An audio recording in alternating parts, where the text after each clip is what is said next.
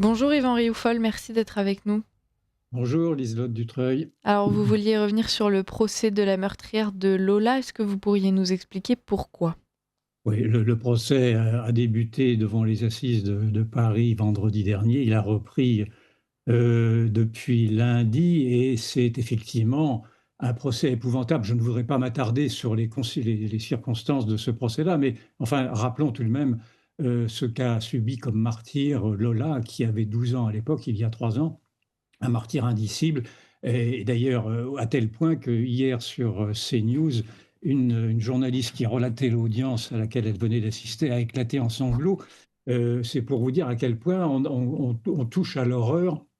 Et l'accusée en question, donc une Algérienne, une jeune Algérienne sans papier, sous OQTF qui plus est, symbolise ce que peut être le mal absolu. Elle est la figure du démon, si je puis dire. Et pourtant, et c'est là où je voudrais en venir, les médias de gauche répugnent à parler de cette affaire. L'Humanité, très récemment, a titré sur l'instrumentalisation de l'extrême droite de retour. Je lisais ce matin Libération qui parle, lui, d'un procès en récupération indigne.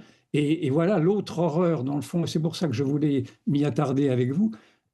Et cette horreur, excusez-moi, et cette horreur est idéologique. C'est-à-dire que le bourreau de Lola, qui est donc une Algérienne, sous OQTF, or ce bourreau-là, les belles âmes à carte de presse, estiment qu'il ne faudrait pas en parler de peur de mettre en cause l'immigration, dans le fond, et elle traite de charognards tous ceux qui font remarquer que Lola ne serait toujours en vie si l'OQTF n'avait pas été avait été appliqué par les pouvoirs publics. Il y a 3 ans, je reprends les déclarations du garde des Sceaux d'alors, qui était Dupond-Moretti, qui avait accusé devant le Parlement l'extrême droite, de se servir du cercueil d'une petite fille de 12 ans pour en faire un marchepied politique. France 5 avait commis à l'époque également une émission sur la fabrique du mensonge pour instruire un procès en racisme et en xénophobie contre ceux qui s'indignaient précisément de cette OQTF qui n'avait pas été appliquée.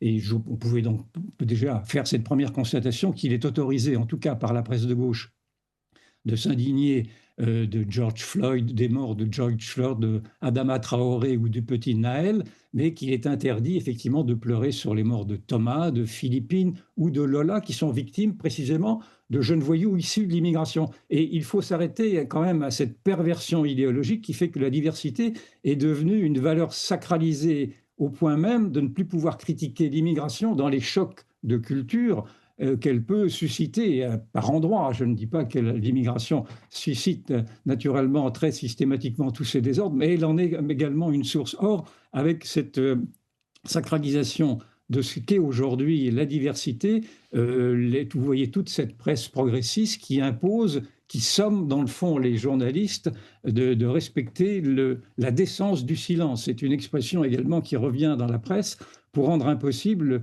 l'approche critique de l'immigration de masse. On est dans un terrorisme intellectuel qui masque le basculement identitaire en cours actuellement et qui risque de transformer la France jadis judéo-chrétienne, et en tout cas ayant des racines chrétiennes, en un territoire majoritairement africain et musulman à la fin du siècle, si vraiment on continue à se soumettre à ce politiquement correct-là. Or, cette diversité, donc intouchable, est l'instrument politique du communautarisme et de la libanisation du pays. C'était d'ailleurs en fait la critique qui avait été formulée par Simone Veil en 2008 à Nicolas Sarkozy, qui à l'époque était président de la République, et qui avait voulu inscrire la diversité dans le préambule de la Constitution française.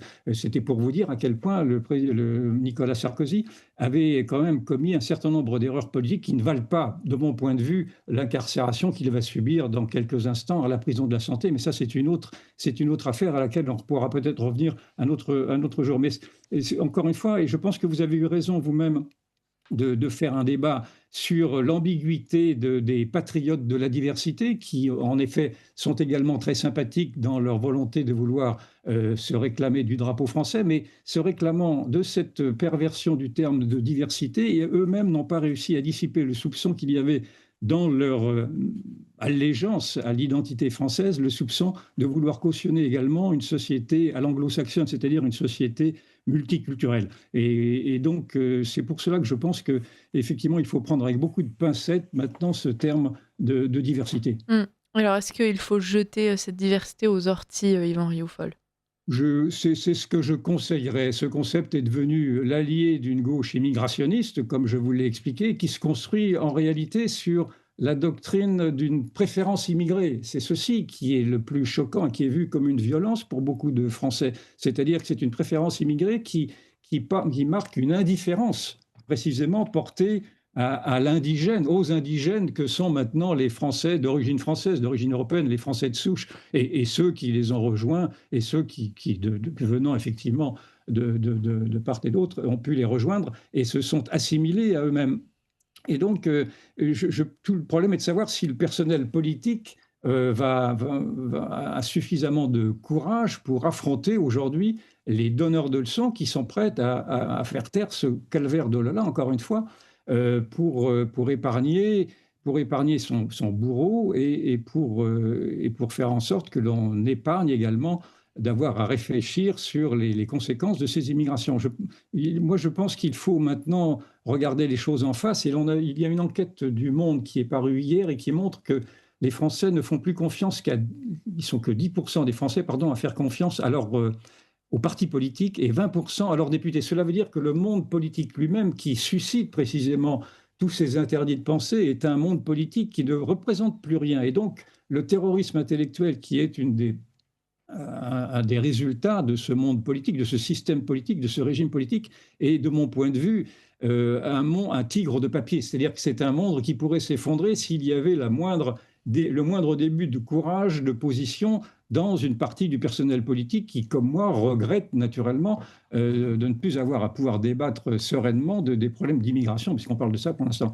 Et donc, moi, je ne fais plus du tout confiance au monde politique. Je pense que sa débâcle est acté. Et d'ailleurs, j'ai trouvé, mais c'est pas très, c'est plus très original de le dire, que le cambriolage du Louvre a montré à quel point toutes les défenses, tout l'état d'abandon de la société, y compris dans ses héritages les plus précieux et dans ses trésors nationaux. Et donc, je crois que ma conviction profonde est que c'est à la société civile elle-même aujourd'hui de sortir de sa torpeur, de sa léthargie, parce qu'il y a aussi une torpeur et une léthargie dans la société civile, afin de pallier les insuffisances, les abandons de la société politique et d'affronter cet interdit médiatique de ce politiquement correct qui, de mon point de vue, ne tient qu'à un fil et qu'il faut effectivement maintenant dénoncer la perversité de cette diversité qui, en soi, naturellement, est tout à fait louable. Nous sommes tous d'accord pour qu'il y ait des sociétés diversitaires et singulièrement des sociétés diversitaires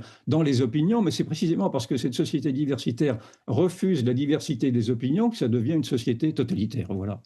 Oui, puis Yvan Rioufol, il nous reste 2 minutes, on peut peut-être rapidement parler de la façon dont la droite et la droite médiatique s'est jetée sur cette manifestation en se disant que ça donnait une fois de plus un gage du non-racisme de la droite, et on sent encore qu'il y a ce besoin de justification, il y a ce complexe de la droite. C'est peut-être là une grande victoire de la gauche, parce qu'a priori, si on n'avait pas porté ce poids-là, peut-être que dans un premier temps, les journalistes de droite auraient peut-être pris un peu plus de recul sur cet événement. Vous parlez de quelle manifestation? Des Excusez-moi, patriotes Elisabeth. de la diversité, pardon. Ah, les patriotes de la diversité. Oui, alors bien sûr, mais j'y ai participé. Je n'habite pas très loin. Mm. J'ai été faire un tour à l'époque. Je suis resté une petite heure pour observer, effectivement. Non, mais je comprends très bien qu'il y ait pu y avoir une ambiguïté sur Mm. cette manifestation, parce que j'ai pu y voir, en effet, des gens sympathiques. Il n'y avait aucune violence, il n'y avait aucun discours de rupture. Au contraire, il y avait un flot de drapeaux français. Donc, encore une fois, moi, je fais crédit de la bonne foi de certains des organisateurs, peut-être pas de tous, mais de Enda Ayari, par exemple, que vous avez reçu sur votre plateau, je crois. Je lui fais crédit de sa bonne foi, un peu moins à son co-organisateur, d'ailleurs, qui a quitté l'association récemment créée en menaçant d'ailleurs de vengeance. Donc on voit bien qu'il y a quand même derrière tout cela également peut-être des sous-entendus qui n'avaient pas été exprimés. Mais je pense on peut très bien souscrire au fait que la France, naturellement, ne se réduise pas naturellement à une ethnie, une culture, enfin à une race ou je ne sais quoi. Ce serait ridicule concernant la France. Ce n'est pas dans notre culture. Mais simplement, ce processus d'assimilation auquel nous devrions nous attacher est en contradiction avec précisément cette revendication d'une diversité qui pose justement un respect de ce que seraient les origines diverses. Or, malheureusement, la diversité, comme j'ai tenté de vous le rappeler, est un gage de multiculturalisme, est un gage de libanisation. Une société diversitaire, c'est une société qui se libanise. C'est en fait c'est une post-France, pour ne pas dire une anti-France. C'est Mm. pour ceci qu'il faut faire très attention à ne pas tomber dans la naïveté d'applaudir à tout prix et systématiquement, ce qui représenterait une naïveté. Mais en même temps, je ne veux pas décourager, et c'était un petit peu l'ambiguïté également de ce débat, je ne veux pas décourager ceux des nouveaux Français qui veulent très, très sincèrement rejoindre la France. Mais dans ce cas-là, il faut la rejoindre en s'y assimilant totalement. Mais c'est un processus de violence identitaire. Je comprends bien que ce soit très difficile, et ça ne se fait pas en tout cas du jour au lendemain. Donc il Non, faut prendre patience. Il y a beaucoup de Français qui veulent nous rejoindre, mais il y en a d'autres qui jouent des doubles jeux. Merci Yvan Rioufol pour cette chronique et je vous dis à la semaine prochaine.